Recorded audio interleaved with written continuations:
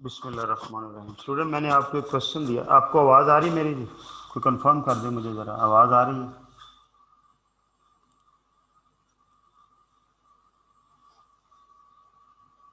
जी कुरुतुलैन, आवाज़ आ रही मेरी? जी सर, बिल्कुल क्लियर है। ओके, क्लोज कर। अच्छा जी, मैंने आपको क्वेश्चन एक दिया था करने के लिए। क्वेश्चन में कोई इशू है, कोई प्रॉब्लम है तो आप डिस्कस कर सकते हैं। होपफुली आपने ये वीकेंड के ऊपर पूरी statement of changes in equity theory, short questions, objective और ये जो लॉन्ग क्वेश्चंस हैं, ये सारे सम अप कर लिए होंगे। किसी का कोई प्रॉब्लम है तो वो शेयर कर सकते हैं। एक इशू है इसके अंदर, आई डोंट नो आप लोगों को वो इशू आया या नहीं। जी मोमिना। सर, मैंने आपसे पूछना था, डाउनवर्ड रिवैल्यूएशन में हम उसको सिर्फ रिवैल्यूएशन से निकाल देंगे? और जी मासूमा। जी मासूमा, मैं आंसर करता हूँ मोमिना। जी मासूमा। जी सर। सर मुझे ये इशू था कि रिवैल्यूएशन लॉस जो है। ठीक है, ये भी वही मसला है जो मोमिना ने पूछा है। मैं बताता हूँ, मैं एड्रेस करता हूँ इसको। और इसके अलावा जी, अच्छा ये इशू सबको आना चाहिए था। आई डोंट नो बाकी लोगों ने इसके साथ क्या किया होगा, लेकिन एनीवेज आप ज़रा बात को समझ जाएं। क्योंकि मैंने प्रॉपर्टी प्लांट एंड इक्विपमेंट वाला चैप्टर पहले नहीं पढ़ाया, तो इसलिए ये थोड़ा सा कुछ लोगों को एक आध इशू आया है, यही वाला जो है। तो जब हम चैप्टर नंबर, उसका चैप्टर नंबर 7 है, चैप्टर नंबर 7 पढ़ लेंगे, जो कि तीसरा चैप्टर है मेरी स्कीम के अंदर। तीसरे से मुराद ये है कि ये मैंने पढ़ लिया, पहले पढ़ा दिया आपको चैप्टर नंबर 2। अब मैं चैप्टर नंबर 1 शुरू करूंगा और उसके बाद चैप्टर नंबर 7 करूंगा। तो फिर ये छोटी मोटी एक दो चीज़ें हैं, ये बिल्कुल भी आपको इशू नहीं करेंगी, ठीक है? तो मैं अभी एक्सप्लेन कर देता हूँ, उसके बाद पूछ लेता हूँ किसी का कोई और मसला है तो। देखें, ये जब डाउनवर्ड रिवैल्यूएशन हो सकती है, मैंने ये तो आपको बताया था कि ये ज़रूरी नहीं है कि एसेट हमेशा रिवैल्यूएशन करने से उसकी वैल्यू ज़्यादा ही हो। ये भी हो सकता है, लाइक फर्ज करें आप गाड़ियों की रिवैल्यूएशन कर रहे हैं, तो उनमें से 6 गाड़ियां जो हैं वो अपवर्ड रिवैल्यू हो गई और एक गाड़ी जो है वो डाउनवर्ड रिवैल्यू हो गई, यानी उसकी वैल्यू जितनी बुक्स में आ रही है कैरिंग वैल्यू, उससे कम हो गई। तो स्टैंडर्ड ये कहते हैं कि जब आपने रिवैल्यूएशन सरप्लस रिकॉर्ड करना है तो ये जो रिवैल्यूएशन लॉस है इसे भी रिकॉर्ड करें। लेकिन रिवॉल्यूशन सरप्लस को हम क्या करेंगे, as an part of equity लेंगे और फिर उसे रियलाइज करेंगे साथ साथ, या at the end of the life, यानी जब वो एसेट सेल हो जाएगा। ठीक है, दोनों सिचुएशंस हैं कि जी हर साल equal to incremental depreciation realise करते जाएं, या आप हर साल रियलाइज ना करें और जब एसेट बिके उसी वक्त एक वन थ्रो के अंदर, वन शॉट के अंदर उस सारे के सारे को रियलाइज कर दें। लेकिन ये जो डाउनवर्ड रिवॉल्यूशन है यानी रिवॉल्यूशन लॉस है, इसको आपने जो है वो ओसीआई में नहीं लेके जाना। It's not part of equity. ये तो एसेट ने क्रेडिट होना है और किसी चीज ने डेबिट होना है, ठीक है? जब अपवर्ड रिवॉल्यूशन होती है तो बेसिकली एसेट जो है वो डेबिट होता है और रिवॉल्यूशन सरप्लस जो है वो क्रेडिट होता है, और फिर हम आहिस्ता आहिस्ता उसे इनकम का पार्ट बनाते हैं, अमोर्टाइज कर लेते हैं यानी डेफर करके।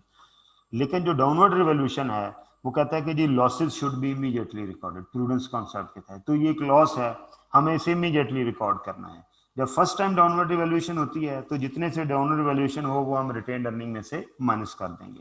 लेकिन अगर एक एसेट ऑलरेडी अपवर्ड रिवैल्यू हुआ है और अब उसकी रिवॉल्यूशन की और वो रिवॉल्यूशन लॉस आ गया है, तो उसे क्या करना है कि दो सूरतें हो सकती हैं कि आपने एसेट को फर्ज करें 10 से रीवैल्यू किया हुआ था अपवर्ड। देखें, मैं ये आपको बता रहा हूं कि जो एसेट फर्स्ट टाइम आप रिवॉल्यूशन कर रहे हो और डाउनवर्ड रिवॉल्यूशन हो, फिर तो काम ही सीधा है।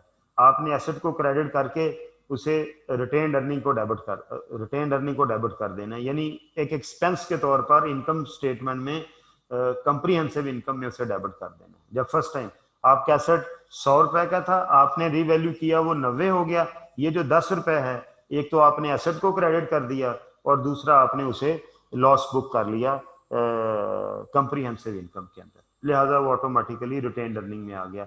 तो अगर आपको यहाँ उसने एडजस्टमेंट दी हो तो आप क्या करेंगे, आप उसे रिटेन अर्निंग में से माइनस कर देंगे। अब क्वेश्चन ये है कि शायद इस क्वेश्चन में ऑलरेडी एसेट रीवैल्यू हुआ था, ठीक है? वो कितने का रीवैल्यू था जी पहले? जी कितना था? 20 का, ये वाला, ये बिल्डिंग के ऊपर 20 का रीवैल्यूएशन सरप्लस था। अब जब आपने रीवैल्यूएशन की है तो क्या हुआ, अमाउंट्स असेस है 31 दिसंबर जो है वो कहता है वो कितनी होगी, या 65 हो गई है, ठीक है। तो ये उसकी क्यूमुलेटेड डेप्रिसिएशन कॉस्ट इसकी कितनी थी, 75, सॉरी बिल्डिंग की, हम बिल्डिंग को देख रहे हैं, ठीक है। ये उसकी थी कॉस्ट थी जो हमने वैल्यूएशन की, कॉस्ट नहीं, ये अब फेयर वैल्यू होगी ना किस्म की, ठीक है। ये इसने गलत लिखा हुआ है, ठीक है, ये इसकी फेयर वैल्यू है क्योंकि हम उसे रीवैल्यूड अमाउंट के ऊपर ले चुके हैं, ठीक है। एनीवेज वो कॉस्ट कह लें या इसको फेयर वैल्यू कह लें, फेयर वैल्यू लिखना चाहिए था उसे, ठीक है, क्योंकि अब ये कॉस्ट नहीं रही। जब मैं एक दफ़ा रीवैल्यूएशन कर देता हूँ तो फिर जो उसकी फिगर फाइनेंशियल स्टेटमेंट में आती है हम उसे कॉस्ट नहीं कहेंगे, हम उसे फेयर वैल्यू कहेंगे। तो उसकी फेयर वैल्यू 240 थी और हमने क्या किया, हमने उसकी एक्यूमुलेटेड डेप्रिसिएशन इस साल में हुई 60 की, तो वो 240 माइनस 60, तो ये कितना हो गया जी, ये हो गया 180, ठीक है। और उसकी रीवैल्यूएशन हुई है 158 के ऊपर, 158, तो डाउनवर्ड रीवैल्यू हो गया, कितने से हो गया जी, 22 से, ठीक है जी। अब ये 22 से डाउनवर्ड रीवैल्यू हो गया। अब मेरे पास सरप्लस पड़ा हुआ है कितने का, 20 का, मैं इसकी एंट्री क्या करूंगा, ये सरप्लस खत्म करूंगा 20 का, ठीक है। और एक बात तो तय है कि मैंने एसेट को, इधर कहाँ गई, ये देखें, मैंने एसेट को क्रेडिट करना है बिल्डिंग को, कितने से, 22 से, ये रहा एसेट ऑटोमेटिकली 180 से कितने पे आ गया, 158 पे आ गया, एसेट अपनी रीवैल्यूड अमाउंट के ऊपर आ गया। अब ये इसके अंदर क्या हुआ, लॉस हुआ है कितने का, 22 का, लेकिन इसके अगेंस्ट अगर सरप्लस मौजूद हो तो पहले वो सरप्लस एडजस्ट करना है, वो सरप्लस मेरे पास मौजूद था उसे डेबिट करना है। अच्छा ठीक है, सरप्लस ऑन रीवैल्यूएशन, ये 20 हुआ था, फिर अगले साल में हमने कोई इंक्रीमेंटल डेप्रिसिएशन जो थी वो एक साल वो हमने रियलाइज कर ली। अब मेरे पास जो सरप्लस बचा हुआ होगा इस वक्त जब मैं ये काम कर रहा हूं तो वो 15 का था, तो मैंने वो 15 का सरप्लस खत्म करना है, डेबिट करना है, ठीक है। और मैंने 22 से एसेट को क्रेडिट करना है। ये जो बाकी 7 है ना, ये क्या करेंगे, ये कंप्रीहेंसिव इनकम में जाना है यानी रिटेन्ड अर्निंग। तो ये 15 मैंने सरप्लस में से माइनस कर देना यानी सरप्लस नील हो गया, 5 पहले ही यूज हो गया यानी रियलाइज कर लिया, और 7 तो सरप्लस 15 अब मैंने सरप्लस वाले कॉलम में से माइनस कर दिया, तो टोटल सरप्लस यूज हो गया। 7 का जो डाउनवर्ड रीवैल्यूएशन थी वो लॉस था, उस लॉस को मैंने रिटेन्ड अर्निंग में से माइनस कर देना है, ठीक है। और ये अल्टीमेटली ये मेरी इक्विटी में नहीं आएगा एसेट। तो इक्विटी में क्या हुआ, जो सरप्लस ऑन बिल्डिंग है वो 20 से पहले 5 रियलाइज हुआ इक्वल टू इंक्रीमेंटल डेप्रिसिएशन, यानी वो सारे का सारा ही खत्म हो गया, ठीक है। 20 का 20 ही खत्म हो गया, 5 रियलाइज होके हो गया, और 15 जो है वो इसलिए खत्म हो गया कि डाउनवर्ड रिवैल्यू हो गया, और 7 जो है जो एक्सेस देन दैट लॉस था, मतलब लॉस कितना हुआ हमें 22 का हुआ, तो उसमें से 20 तो हमने रियलाइज कर लेना है क्योंकि वो एसेट अब रीवैल्यू अपवर्ड वैल्यू रहा ही नहीं। 5 इंक्रीमेंटल डेप्रिसिएशन के थ्रू कर लें और 15 जो है वो वैसे कर लें, यानी दोनों सूरतों में सरप्लस में ही रियलाइज होना है, सारे के सारे ने 20 रियलाइज हो गया, नील हो गया, और जो 7 का एक्स्ट्रा लॉस है वो हमने रिटेन्ड अर्निंग में से माइनस कर देना है। जी समझ लग गई है आप लोगों को? जब मैं वहां पर जाऊंगा property plant and equipment chapter 7 में, तो वहां पर इसके ऊपर हम बहुत डिटेल से बात करेंगे। जी अभी जिन लोगों को समझ आ गई है वो हैंड रेज करें, जिनको समझ आ गई है इस बात की। ओके ठीक है, इनको लोअर ऑल कर दो। अब मुझे बताएं किसी का अभी भी इशू है तो वो मेरे से शेयर कर सकता है, लोअर ऑल करके पहले देखो ना यार। जी किसी का मसला है, अभी भी किसी को किसी चीज की समझ नहीं आ रही तो वो मेरे से डिस्कस करे, हाँ हैंड रेज करे, बिल्कुल करे जी। जी मोमिना।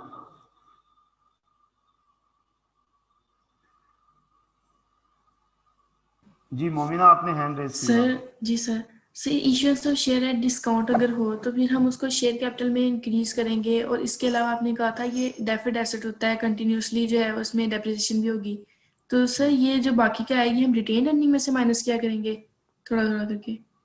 जी, ये जिस वक्त अल्टीमेटली डिस्काउंट ऑन शेयर होगा तो अल्टीमेटली इसका इम्पैक्ट जो है वो प्रॉफिट एंड लॉस में जाना है। जिस तरह हम एक एसेट को डेप्रिशिएट करते हैं तो वो रिटेन अर्निंग में से माइनस होगा। सर ये और सर क्लियर हो शेयर गया? कैपिटल में। ये जी sir. Revaluation surplus share capital में आपने पूरी अमाउंट लेनी है, फेस वैल्यू ही ऐड करनी है, शेयर कैपिटल को बढ़ाना पूरी अमाउंट से ही है। ठीक है सर, थैंक यू सर। अच्छा जी, जी मासूमा आपका अभी भी हैंड रेज है, बताएं क्या मसला है? सर ये लैंड के ऊपर भी की हुई रिवैल्यूएशन सरप्लस दिया हुआ है 25, और उसको क्या करना है? और उसको कुछ उसको कुछ भी उसको नहीं करना। उसको उसको उसको जिस साल में वो सरप्लस हमारे पास आ रहा है उस साल में सरप्लस क्रिएट करना है 25 का, ठीक है। और बाद में क्या हुआ है, ये 75 से 65 होगी, ये भी डाउनवर्ड रिवैल्यू हुआ है। तो जितना जी, डाउनवर्ड रिवैल्यू हुआ है उतना हमने उस सरप्लस में से माइनस कर देना है, बाकी सरप्लस मौजूद रहेगा।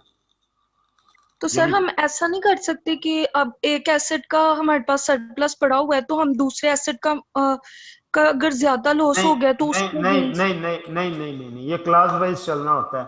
हर क्लास का एक अपना अपना इंडिपेंडेंट ट्रीटमेंट होता है। लैंड के सरप्लस या डेफिसिट को बिल्डिंग में, और बिल्डिंग के सरप्लस या डेफिसिट को लैंड में हम मिक्स नहीं कर सकते। गधे घोड़े मिक्स नहीं करने भट्ट साहब।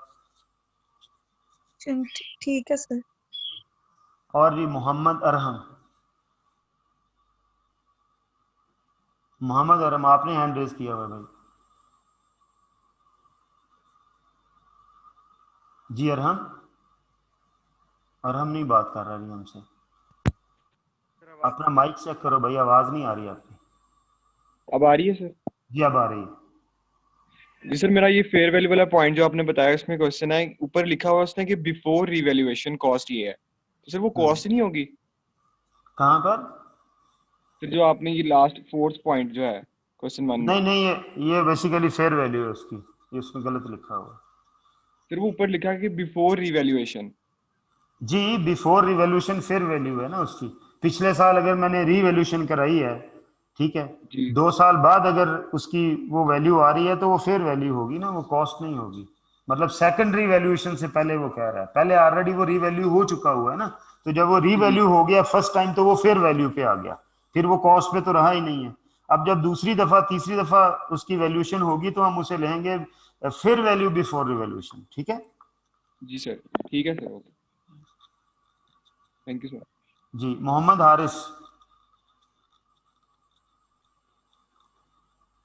जी हारिस भाई माइक ऑन करो ना। अस्सलाम वालेकुम वालेकुम अस्सलाम। सर। यहाँ पे जब दोबारा रीवैल्यूएशन हुई है और एसेट्स की वैल्यू कम हो गई है तो इंक्रीमेंटल डेप्रिसिएशन उसके मुताबिक नहीं होनी चाहिए? इंक्रीमेंटल डेप्रिसिएशन तो अब अगले सालों में आएगी ना। ये 31 तो दिसंबर 2020 को रिवॉल्यूशन हुई है, ठीक तो है। ये हम चेंजेस इन अब इक्विटी में नहीं शामिल करेंगे? इंक्रीमेंटल डेप्रिसिएशन का इफेक्ट अब 2021 में आएगा, क्योंकि ये क्लोजिंग डेट को रिवैल्यू हुआ है सर। क्लोजिंग डेट को सर जो रीवैल्यू होता है उसको स्टेटमेंट्स में लिखेंगे? जी बिल्कुल लिखेंगे, statement of changes in equity में लिखेंगे उसे।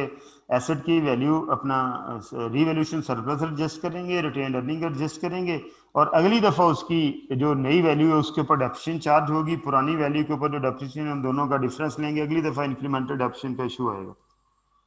और सर आपने कहा था कि लॉस जब होता है फौरन उसको रिकॉर्ड करते हैं, उस कॉन्सेप्ट जी का आपने नाम बताया था, वो नाम दोबारा बताइए। प्रूडेंस कॉन्सेप्ट भाई, स्टूडेंट। प्रूडेंस। हाँ और sir introduction, introduction to MCQ accounting नहीं पढ़ी हुई? पढ़ी हुई सर, वो आप नेम थोड़ा कंफ्यूज हो रहा था, मैं समझ नहीं आ रहा। ओके जी भाई, जी भाई। और जी एमसीक्यू सर जो कल वाले वो भी पूछ सकता हूँ? मैंने तो यार ये उसी दिन पूछ लिए थे, लेकिन आप पूछ लें अगर आपने पूछना है कोई। सर एमसीक्यू नंबर 33 है, वहाँ पे वो मैंने ऑर्डिनरी डिविडेंड, वो मैंने ऑर्डिनरी एक्सप्लेन कर डिविडेंड दिया था।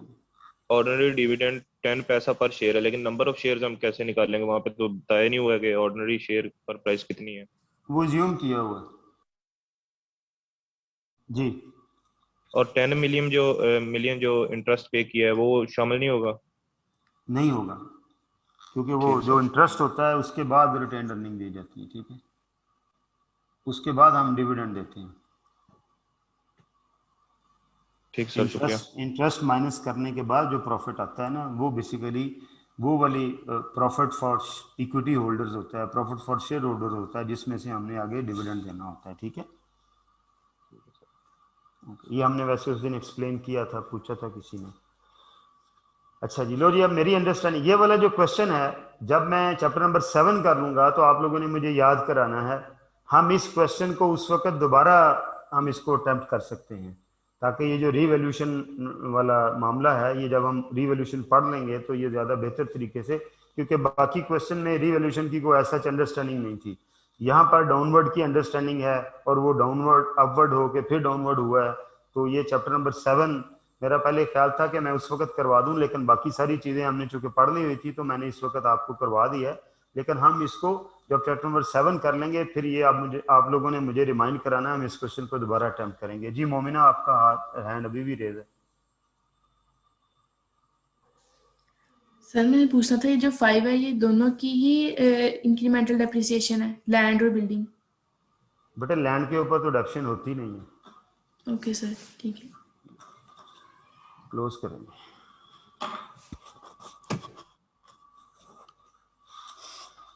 अच्छा जी, अब हमने जाना है चैप्टर नंबर 1 के ऊपर। ये basically accounting and reporting concept हैं।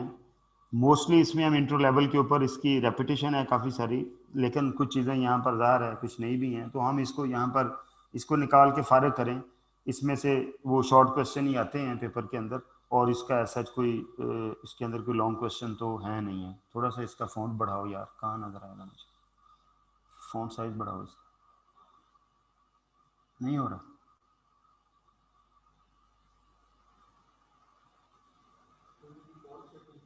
नहीं यार, बढ़ जाता है, चलो एनीवेज कोई बात नहीं, देख लेते हैं। अच्छा जी, कंसेप्चुअल फ्रेमवर्क जो है वो ऑफ IASB, कंसेप्चुअल फ्रेमवर्क क्या है, पहले तो ये समझना बहुत ज़रूरी है। ठीक है, the conceptual framework describes the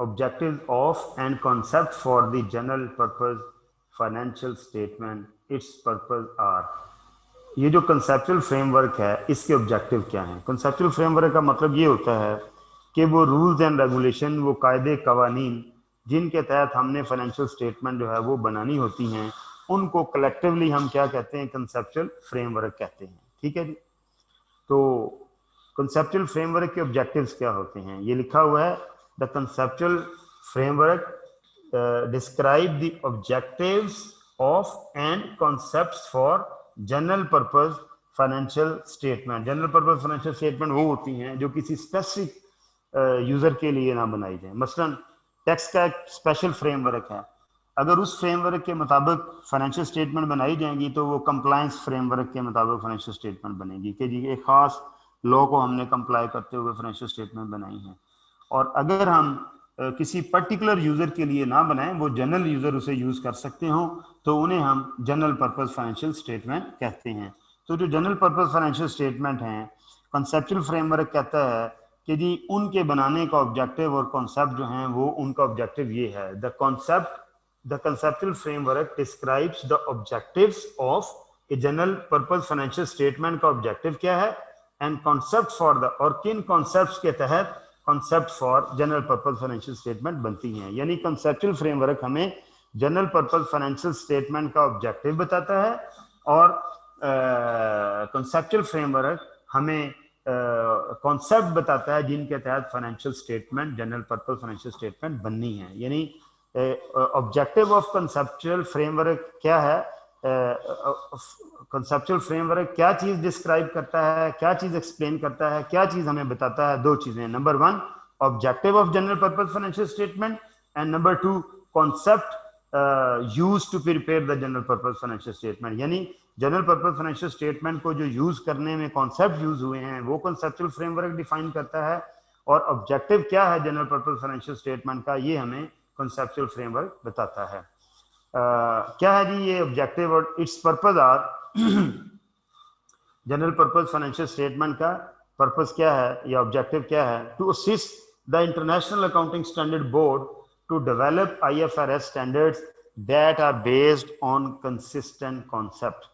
कि जी कंसेप्चुअल फ्रेमवर्क जो है उसका पर्पस ये है कि एक तो जनरल पर्पस हमें बता दिया गया कि जी objective of general purpose financial statement और concept of general purpose financial statement हमें कंसेप्चुअल फ्रेमवर्क बताता है। इसके अलावा कंसेप्चुअल फ्रेमवर्क का पर्पस क्या है, ये जो पर्पस अब बताने लगा है ना, ये कंसेप्चुअल फ्रेमवर्क का पर्पस बता रहा है। ठीक है, वो कहता है जी इसका ऑब्जेक्टिव क्या है। ऑब्जेक्टिव ये है कि वो ये हमें बताता है अपना कंसेप्चुअल फ्रेमवर्क के जनरल पर्पस फाइनेंशियल स्टेटमेंट के ऑब्जेक्टिव्स क्या हैं और जनरल पर्पस फाइनेंशियल स्टेटमेंट को बनाते हुए कौन से कॉन्सेप्ट यूज करने हैं।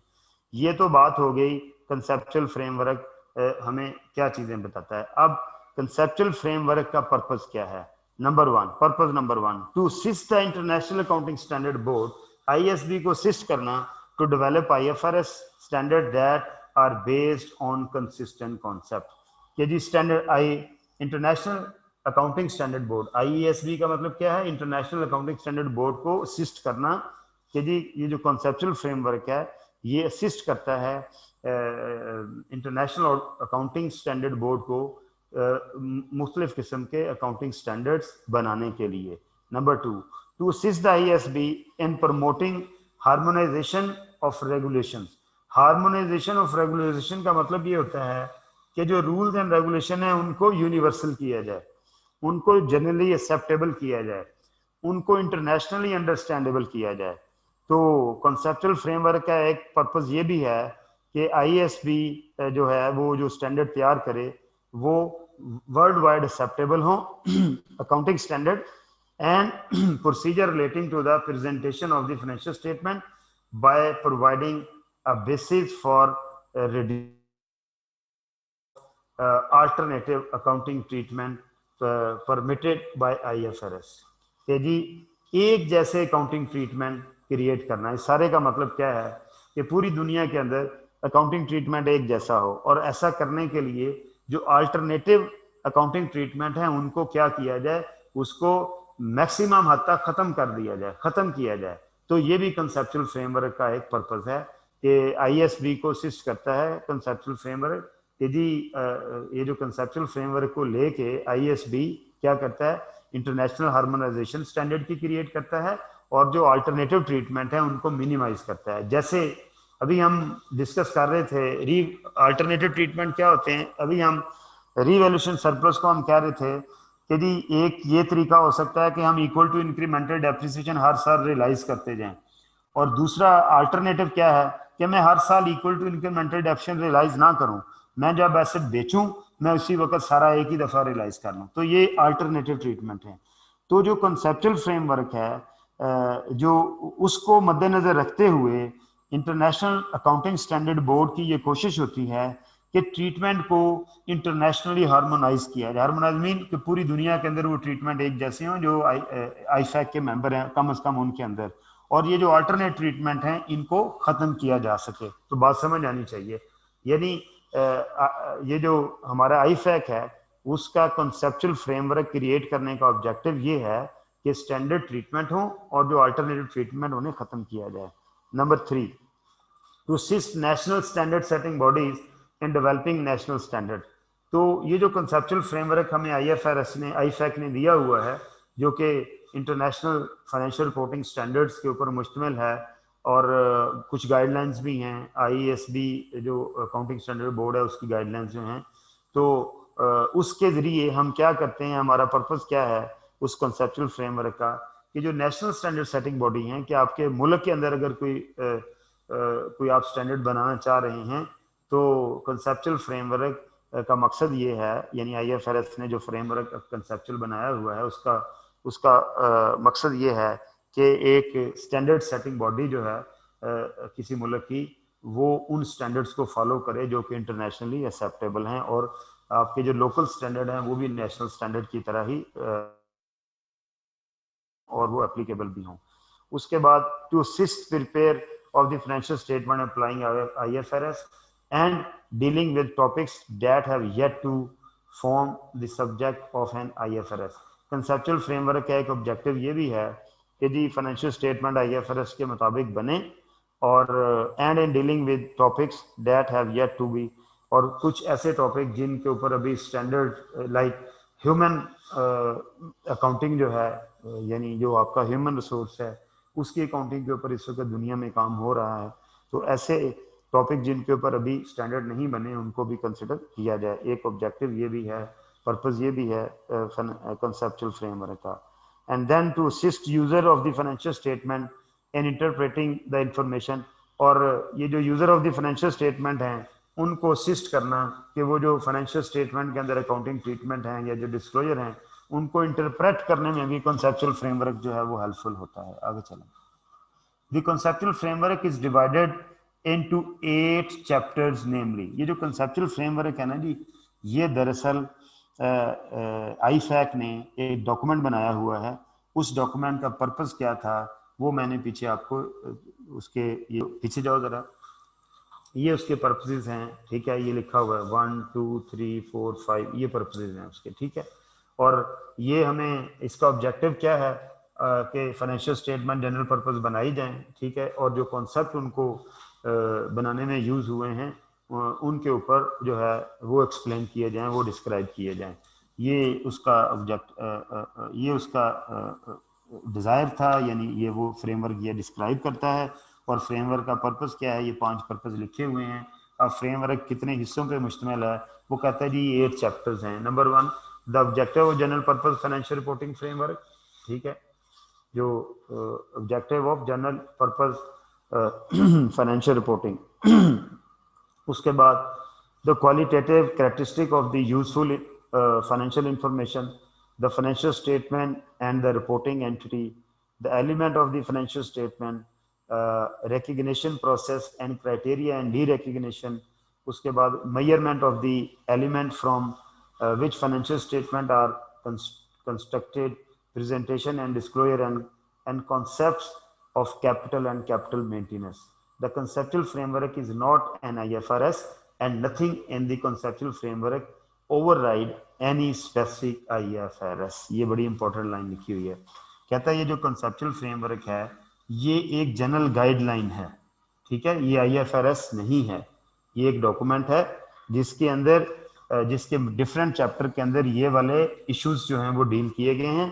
हमारे सिलेबस में ऐसा उस तरह से हमने इसको मतलब जैसे ये लिखा हुआ है कि जी the objective of general purpose financial reporting, कि फाइनेंशियल रिपोर्टिंग के जनरल पर्पस का ऑब्जेक्टिव क्या है, क्वालिटेटिव कौन सी कैरेक्टरिस्टिक उनके अंदर होनी चाहिए, ठीक है, रिपोर्टिंग एंट्री और फाइनेंशियल स्टेटमेंट का आपस का जो रिलेशन है वो कैसे क्या क्या डिस्क्लोज करना है, फाइनेंशियल स्टेटमेंट एलिमेंट्स क्या क्या हैं, ठीक है।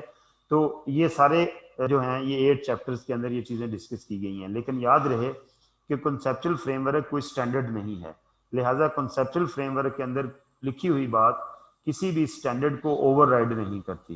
यानी अगर स्टैंडर्ड के अंदर कुछ और लिखा हुआ है और फ्रेमवर्क के अंदर कुछ और लिखा हुआ है या फ्रेमवर्क के अंदर कोई जनरल गाइडलाइन दी हुई है तो हमने उसे फॉलो नहीं करना, हमने स्टैंडर्ड को फॉलो करना है, क्योंकि जनरल गाइडलाइन से स्टैंडर्ड बनते हैं, ना कि जनरल गाइडलाइन एक स्टैंडर्ड है। ये बात ज़हन में रखनी है।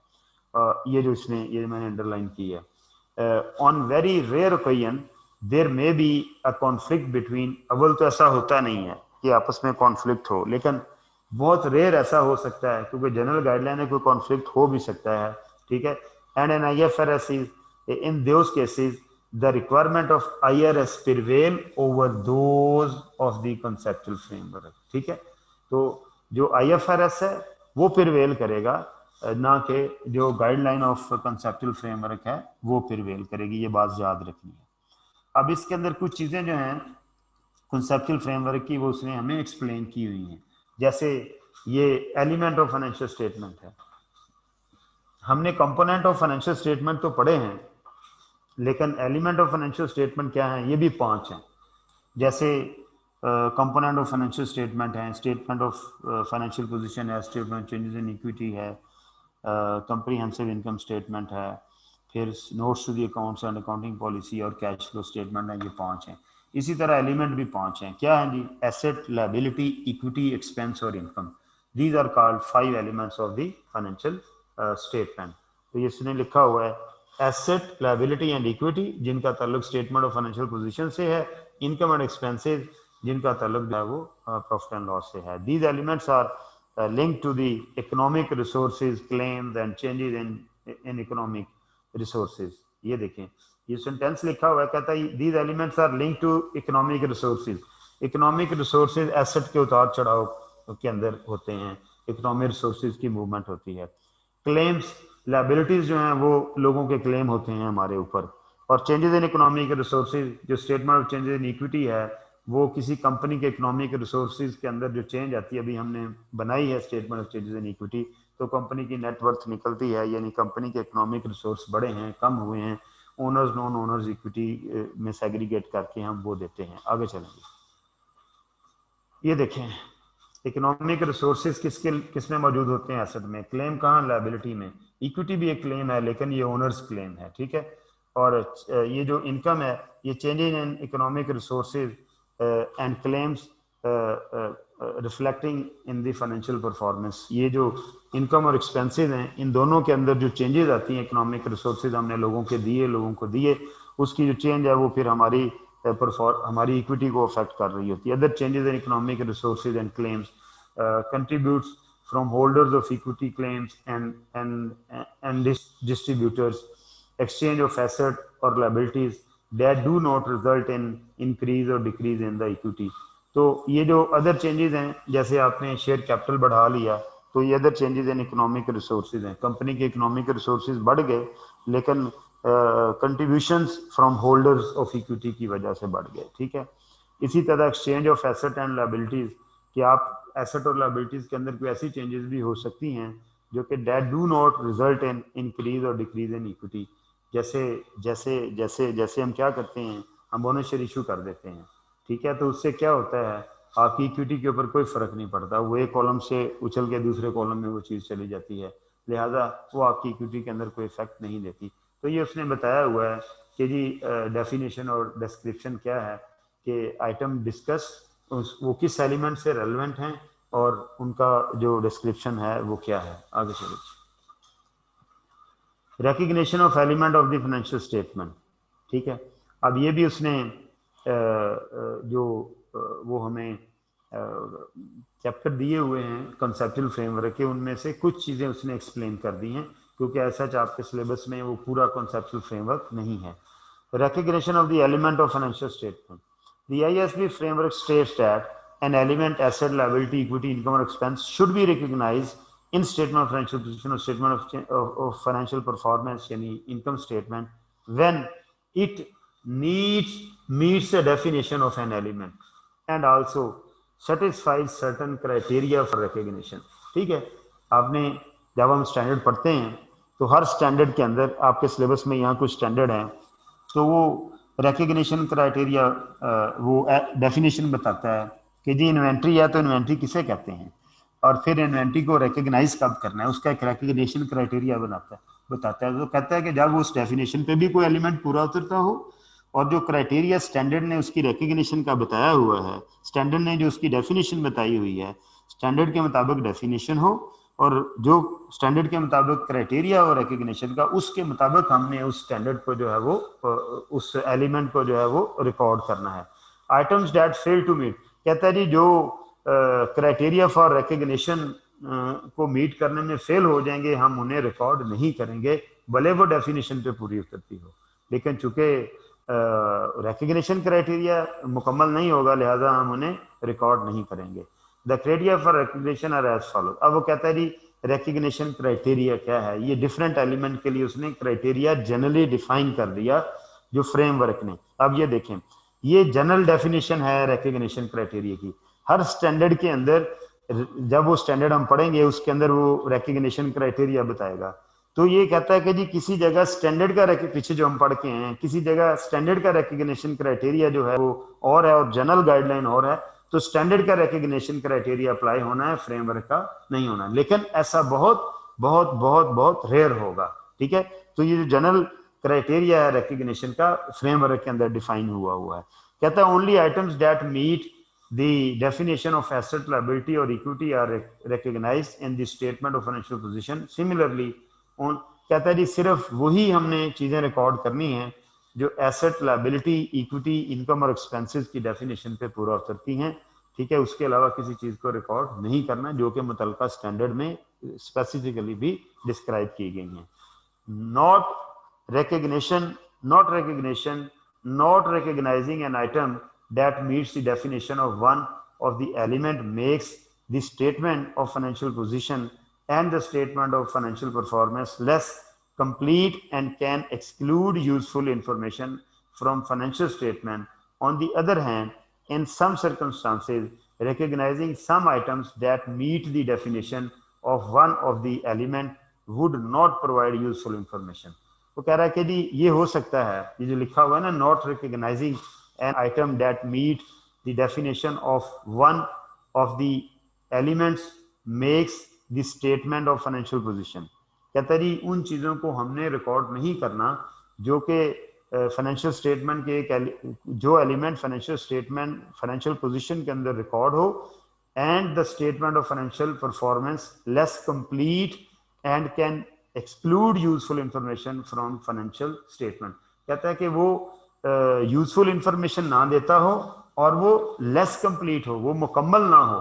जिन चीज़ों का क्राइटेरिया यूजफुल इंफॉर्मेशन ना देता हो और वो मुकम्मल ना हो, उनको हमने रिकॉर्ड नहीं करना है। ठीक है।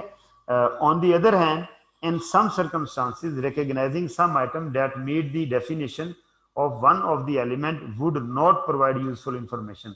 वो कह रहा है कि जी हो सकता है कि कोई डेफिनेशन के ऊपर कोई एलिमेंट पूरा उतरता हो लेकिन वो यूजफुल इंफॉर्मेशन जो है वो प्रोवाइड ना करता हो। ठीक है, लेकिन जनरल रूल क्या है कि जो यूजफुल इंफॉर्मेशन प्रोवाइड ना करता और डेफिनेशन के ऊपर पूरा ना उतरता उसे हमने रिकॉर्ड नहीं करना। An asset or liability is recognised only if recognition of that asset or liability and any resulting income expense or changes in equity provides users of financial statement। कहता है जी एसेट लायबिलिटी इनकम और expense को कब record करना है, जब user को ये वाली इंफॉर्मेशन मिल सकती हो। क्या इंफॉर्मेशन मिल सकती है जी, ये देखें। Number 1, relevant information about the asset liability and about the resulting income और एक्सपेंस चेंजेस इन इक्विटी। मतलब उस एसेट लायबिलिटी, ये नहीं कह देना जी ये कोई एसेट है। भाई कौन सा एसेट है, फर्नीचर है, बिल्डिंग है, तो मतलब हम एस्टीमेट की बेस के ऊपर चीजों को रिकॉर्ड नहीं कर सकते। शुरू में भी मैंने आपको बताया है। अब faithful representation of asset and liability, और उसकी रिप्रेजेंटेशन जो है मतलब वो रिकॉग्नाइजेबल एसेट लायबिलिटी या एक्सपेंस हो। ठीक है। और नंबर 2, वो उसकी फेथफुल प्रेजेंटेशन भी हो सकती हो, तो उसे ही हम रिकॉर्ड कर सकेंगे। वही हमारा जो है वो प्रॉपर रिकॉग्निशन क्राइटेरिया को मीट कर रहे होंगे। ठीक है। रेलेवेंस का क्या मतलब है जी, financial information is useful for making a decision only if it is capable of making a difference in that decision। relevant information वो होगी यहाँ पर कि जो decision making के अंदर difference create कर दे। मसलन मैं कोई चीज़ disclose करूँ, मैं उधर लिखूंगा कि जी कंपनी का जो मशीनरी है अगर जल गई है ड्यूरिंग द ईयर तो मुझे इसे डिस्क्लोज करना है। अब अगर मैं लिखता हूँ जल गई है तो एक इन्वेस्टर का डिसीजन और होगा जिसने शेयर खरीदने कंपनी के, और अगर मैं लिखूंगा जल गई है लेकिन मैं ये डिस्क्लोज नहीं करूंगा तो फिर उसका डिसीजन और होगा। यानी कंपनी की मशीनरी जल गई है तो अगर मैं ये बात डिस्क्लोज नहीं करता तो एक बंदा शेयर खरीद सकता है कंपनी के, और अगर मैं लिखूंगा जल गई है और वाकई जल गई थी तो मैं शेयर नहीं खरीदूंगा। इसका मतलब क्या है कि ये इंफॉर्मेशन डिस्क्लोज करना कि मशीनरी जल गई है या नहीं, इसका डिस्क्लोजर जो है कि मशीनरी जल गई है या नॉन डिस्क्लोजर कि मैं नाम बताऊं कि मशीनरी जल गई है, वो क्या है, वो एक रेलेवेंट इंफॉर्मेशन है कि जिससे यूजर के इकोनॉमिक डिसीजन जो है वो अफेक्ट होते हों। फेथफुल प्रेजेंटेशन का क्या मतलब है, ये दोनों बातें जो उसने कही है ना कि रेलेवेंट इंफॉर्मेशन हो, और नंबर 2 वो कहता है जी फेथफुल प्रेजेंटेशन हो। उसने इन दोनों को अब एक्सप्लेन किया हुआ है। ठीक है, पीछे जाएं जरा।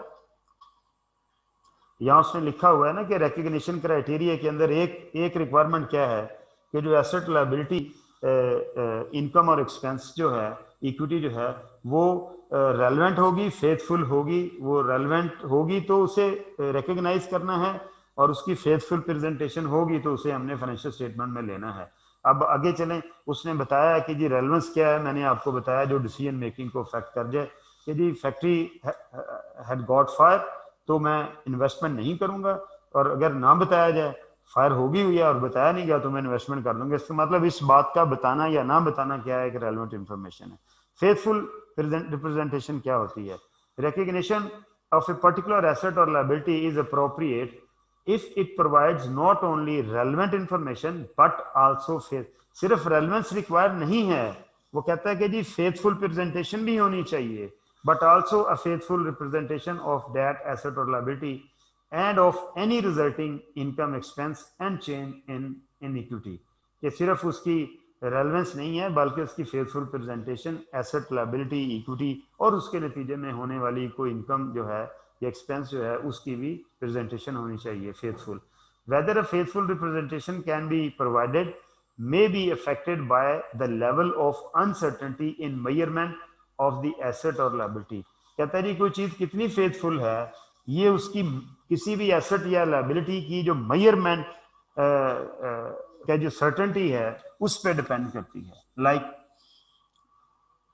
प्रोविजन फॉर बैड डेट्स है, अब प्रोविजन फॉर बैड डेट्स जो है उसकी जो डिटर्मिनेशन है उसके अंदर आप कितनी सर्टन इंफॉर्मेशन रखते हैं। डेप्रिसिएशन है उसके अंदर आप कितनी सर्टन इंफॉर्मेशन रखते हैं जिसकी बेस के ऊपर आपने वो चार्ज की है। तो अगर वो इंफॉर्मेशन ज्यादा सर्टन है तो फेथफुल प्रेजेंटेशन है, अगर वो इंफॉर्मेशन ज्यादा सर्टन नहीं है तो इसका मतलब वो फेथफुल प्रेजेंटेशन नहीं है। इन सम केसेस द यानी faithful presentation level of certainty के ऊपर जो है या लेवल ऑफ अनसर्टेनिटी के ऊपर डिपेंड करती है कि अनसर्टेनिटी कितनी है उस आइटम के अंदर। अगर अनसर्टेनिटी ज्यादा है तो वो फेथफुल प्रेजेंटेशन नहीं है, और अगर अनसर्टेनिटी है ही नहीं या बहुत कम है तो वो फेथफुल प्रेजेंटेशन है। In some cases the level of uncertainty involved in estimating a measure of an asset or liability may be so high that it may be questionable whether the estimate would provide faithful representation of that asset or liability and any resulting income expense। और ये जो लिखा हुआ है ना any resulting income expense, इसकी ना best example आप लोगों के लेवल के ऊपर प्रोविजन फॉर बैड डेट की है। जो प्रोविजन फॉर बैड डेट है ना वो एक एस्टिमेट है जो कि अनसर्टन सिचुएशन के अंदर लगाया जाता है, और उस एस्टिमेट की वजह से एक्सपेंस इफेक्ट होता है। यानी प्रोविजन का जो डायरेक्ट इफेक्ट है वो कहाँ आता है? प्रॉफिट एंड लॉस में एक्सपेंस बैड डेट की शक्ल में आता है। तो इसी तरह हर इनकम और एक्सपेंस का जो इम्पैक्ट है वो किसी ना किसी तरह इनकम स्टेटमेंट में आता है या किसी इनकम में आता है या किसी एक्सपेंस में आता है।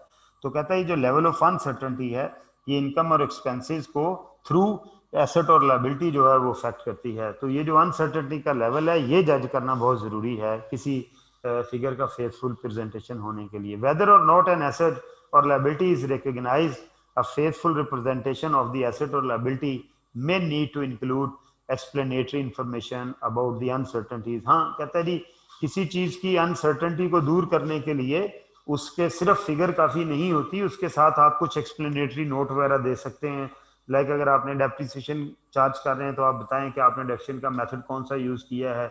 अदरवाइज आप देखें आप डेप्रिसिएशन कैलकुलेट करके फाइनेंशियल स्टेटमेंट तो बन जाएंगे, लेकिन किसी लिस्टेड कंपनी की बैलेंस शीट उठाएं उसके अंदर बताया हुआ होता है कि आपका डेप्रिसिएशन का मेथड कौन सा है, रेट ऑफ डेप्रिसिएशन कौन सा है, ब्ला ब्ला ब्ला 3600 उसके अंदर डिस्क्लोजर्स होते हैं। तो वो अनसर्टेनिटी को एड्रेस करने के लिए होता है ताकि फेथफुल प्रेजेंटेशन हो जाए। Faithful representation of A recognized asset, liability, equity, income or expense involves not only recognition of that item but also its measurement and as well as presentation and disclosure of the information। तो उसकी सिर्फ recognition काफी नहीं, जैसे मैंने बताया उसकी presentation और disclosure भी require होता है। तो एक्चुअली पीछे जाओ, एक्चुअली बताया हुआ है कि फेथफुल प्रेजेंटेशन के कौन कौन सी चीजें किसी भी प्रेजेंटेशन को फेथफुल बना देती हैं। वो कहता है कि फाइनेंशियल स्टेटमेंट में किसी एलिमेंट को रिकॉर्ड करने के लिए रेलेवेंस जरूरी है, फेथफुल प्रेजेंटेशन जरूरी है। रेलेवेंस का ताल्लुक डिसीजन मेकिंग के साथ है कि और फेथफुल प्रेजेंटेशन का ताल्लुक इन चीजों के साथ है। ये चीजें होंगी तो फेथफुल प्रेजेंटेशन जो है हम कहेंगे हो रही है। Measurement of element of financial statement, financial statement element की मेजरमेंट जो है वो हमने कैसे करनी है। कहता है जो conceptual framework allows that several measurement bases are used for the element in the financial statement that these include। but एक बात याद रखिएगा कि हमारे सिलेबस के अंदर जो फाइनेंशियल स्टेटमेंट एलिमेंट की रिकग्निशन है यानी asset, liability, income, expense, equity की रिकग्निशन वो या हिस्टोरिकल कॉस्ट के तहत होती है या फेयर वैल्यू के तहत होती है। बाकी जो मॉडल हैं वो हमें अलाउ नहीं किए गए, ठीक है। लेकिन कंसेप्चुअल फ्रेमवर्क के अंदर ये वाले मॉडल बताए हुए हैं। Historical cost measures provide monetary information about the asset liability, ये उसकी मॉनेटरी इंफॉर्मेशन है कि वो चीज़ कितने की खरीदी है, अगर कोई एसेट है तो हर साल कितना डेप्रिसिएट हुआ है, तो उसकी मॉनेटरी इंफॉर्मेशन हमें नजर आ रही होगी। The historical cost of an asset when it is acquired और created is the value of the cost incurred in. अब वो कहता है जी हिस्टोरिकल कॉस्ट होती क्या है किसी एसेट की, जब वो एसेट खरीदा है तो उसके ऊपर मैंने कितने पैसे लगाए, when the asset is created. ये जरा स्टैंडर्ड की लैंग्वेज है लेकिन उसके मीनिंग यही है। When an asset is acquired or created or a liability is incurred or taken on as a result of an event that is not a transaction on the market term, it may not be possible to identify a cost, or the cost may not provide relevant information about the asset or liability. In such cases, a current value of the asset or liability can be used. ये बड़ी important बात लिखी हुई है।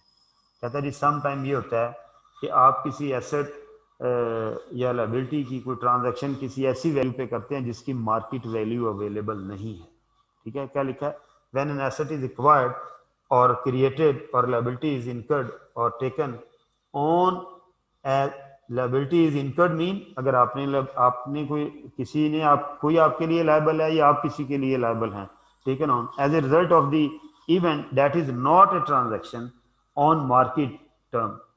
अगर कोई ऐसी transaction जो मार्केट टर्म्स पे नहीं है तो फिर कहता है कि जी आप उसे क्या करेंगे, आप उसे current value of an asset or liability के ऊपर रिकॉर्ड करेंगे। ये बात नोटिस करने की है, ठीक है, कि जब कोई ऐसी ट्रांजैक्शन हो जो मार्केट टर्म्स पे ना हो तो आपने उसे क्या करना है, लाइक एक बंदा आके चैरिटी दे जाता है किसी ऑर्गेनाइजेशन को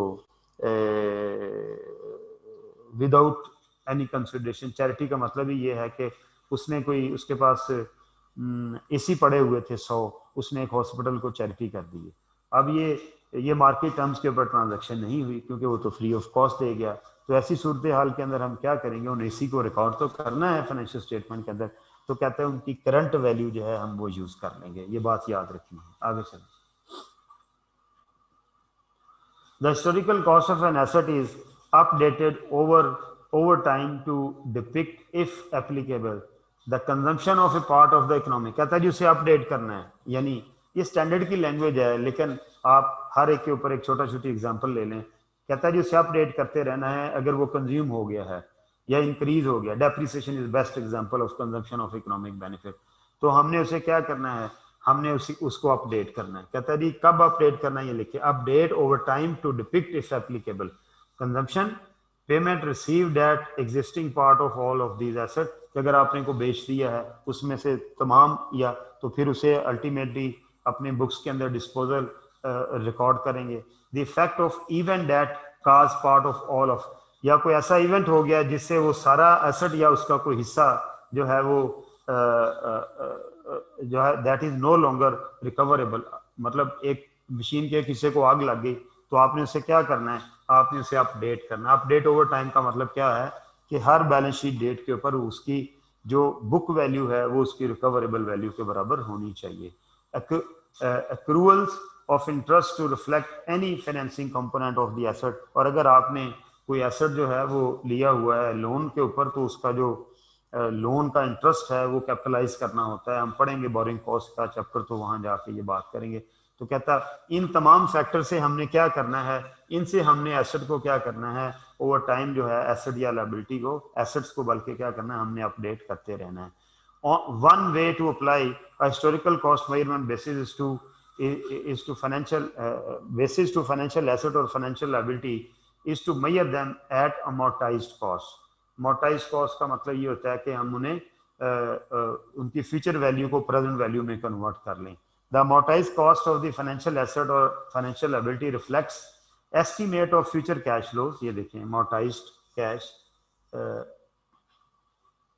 amortized cost of financial asset और financial liability। एक बात याद रखें, ये सिर्फ ये वाली जो चीज है ये अप्लाई होनी फाइनेंशियल एसेट्स और फाइनेंशियल लायबिलिटीज के ऊपर, यानी जो इंस्ट्रूमेंट हैं यानी जो नॉन मॉनेटरी एसेट हैं उनके ऊपर ये अप्लाई नहीं होना। लाइक रिसीवेबल हैं, लाइक आपके जो लोन्स हैं, ठीक है, उस तरह की चीज के ऊपर ये अप्लाई होगा।